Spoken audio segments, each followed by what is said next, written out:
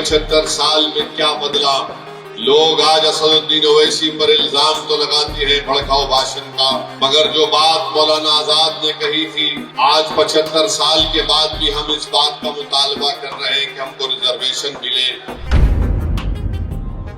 مذہب کی بنیاد پر نہیں، سماجی، اقتصادی اور تعلیمی پسماندگی کی بنیاد پر ملے۔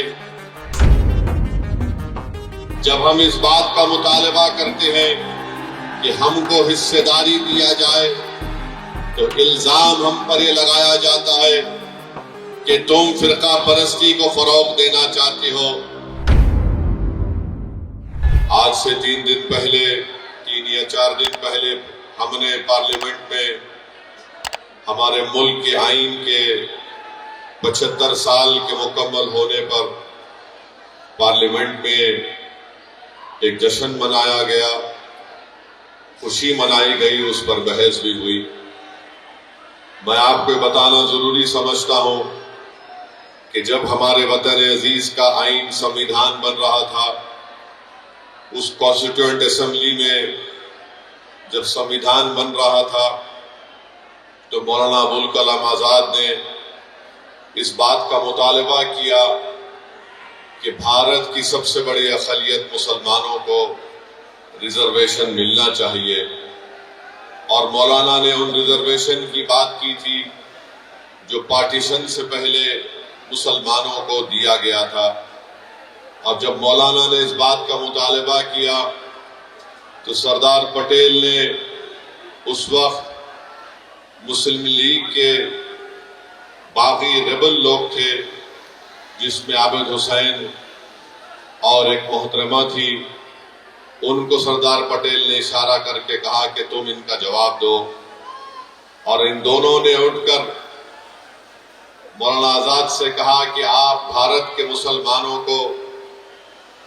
آئسولیٹ کرنا چاہتے ہیں، الگ تھلگ کرنا چاہتے ہیں، ان کو مین سٹریم میں آنا چاہیے۔ مولانا آزاد نے اس وقت ایک تاریخی جملہ کہا تھا کہ یہ بھارت کی جہاں پر سمویدھان بنایا جا رہا ہے، یہ میرے لیے ایک نیا قید خانہ بن گیا۔ میرے عزیز دوستوں اور بزرگوں، 75 سال پہلے بابا صاحب امبیڈکر نے اس بات کو کہہ دیا کہ بھارت کے اقلیتوں کو کبھی بھی سطح میں ان کو حصہ داری نہیں دی جائے گی، اور اگر وہ اقتدار میں اپنے حصے کا مطالبہ کریں گے تو ان پر ایک الزام لگا دیا جائے گا کہ یہ فرقہ پرست ہیں،